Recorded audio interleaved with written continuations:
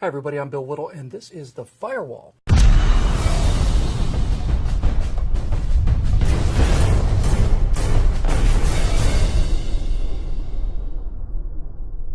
Well, recently, President Obama, when told that airstrikes alone very likely would not be enough to stop the murderous scythe of ISIS as it destroys entire ethnic populations on his watch, has told his Joint Chiefs that he would make a decision about deploying U.S. ground forces, quote, on a case-by-case basis, unquote. What does that mean? Nobody really knows. He doesn't really know either, but what it sounds like is that we may need to send troops on specific missions against specific targets, as in on a police raid. But this is in no way to be construed as boots on the ground. If Barack Obama has to deploy U.S. Marines to Iraq wearing flip-flops so that he can claim he didn't put boots on the ground, then that is what he is going to do. Anything other than admit that an ongoing campaign of airstrikes and troops on the ground is, in fact, you know, war. Because Barack Obama is against war. He's launching airstrikes and deploying soldiers and killing people, but this is not war. Any questions? Yeah, I have a question. Is there anybody left out there who doesn't see this progressive president doing the exact same thing as that swaggering Texas cowboy George W. Bush, and not only doing the same things, but not doing them nearly as well? Is there anybody out there who once voted for Captain Hope and Change who doesn't see that he's broken not just every progressive promise, but every progressive gospel, and done it late and done it badly? Anybody out there who doesn't see this empty suit for what he is, namely Bush Lite?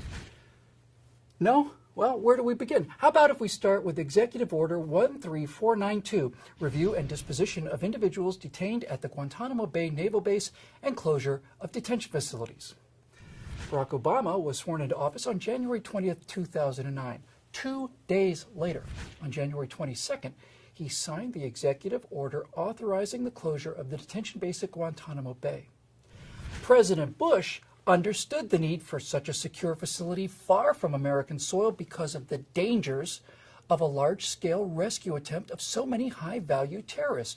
Bush Lite, on the other hand, called Gitmo a stain on America's honor. Still open, though.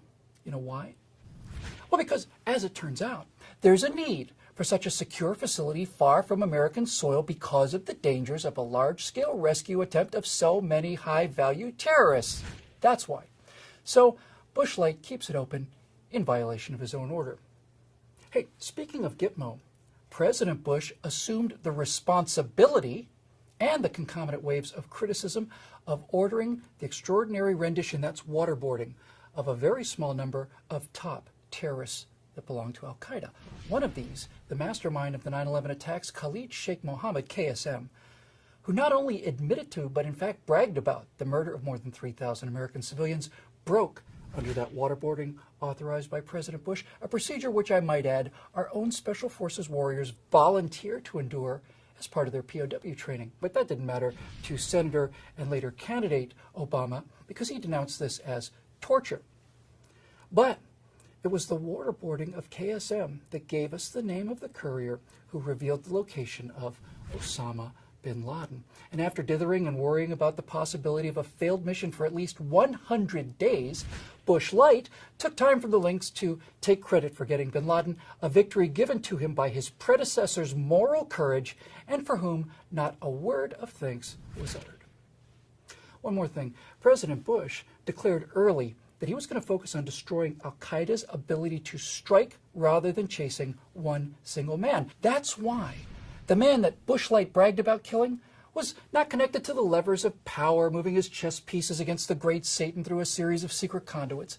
He was, in fact, a beaten, bitter old man who sat alone in a shawl watching porn and speeches of himself back in the days of his glory before President Bush broke those levers and scattered those pieces by killing al-Qaeda in the sands of Iraq.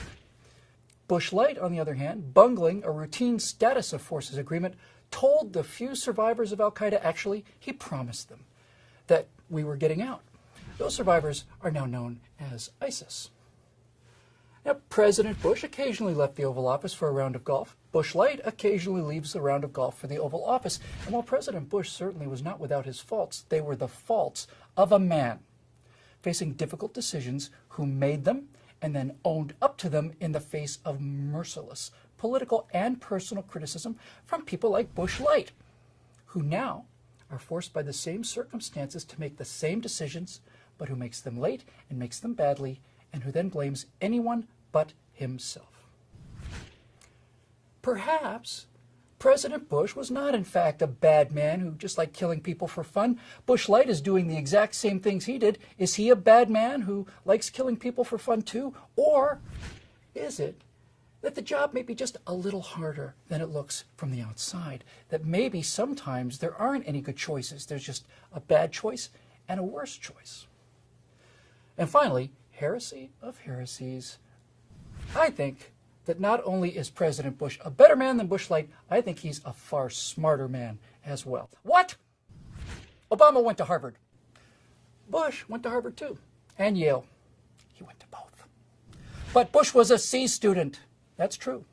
Bush Light, on the other hand, because no one actually knows what kind of a student Bush Light was because he has, at great expense, kept his records sealed. We do know that when he was elected president of the Harvard Law Review President Light never wrote a single law review. Isn't that interesting? You know, that seemed odd to me for the longest time till it finally dawned on me. Of course, Bush Light wrote law reviews. He just never had any of his law reviews published.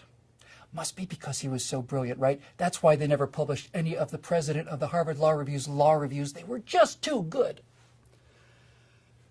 Or was it because once they read one or two of them, they realized, just as the rest of us are realizing this very day, that the fabled intellect is as dull and mundane as the fabled savvy and the fabled strength of the fabled everything else. So do I really think President Bush is smarter than Bush Light? Well, yes, I do. Absolutely, I do. President Bush was an instrument-rated supersonic fighter pilot. Barack Obama handed out forms. And which one do you think is easier? But that's how Bush Light likes it, though. Easy, relaxed. Let men make the decisions to win wars. The women in his life will tell Bush Light when it's safe to come out and grab all the credit. Please subscribe to our YouTube channel and be sure to visit us at TruthRevoltOriginals. And to keep these messages coming, please consider making a donation by clicking here.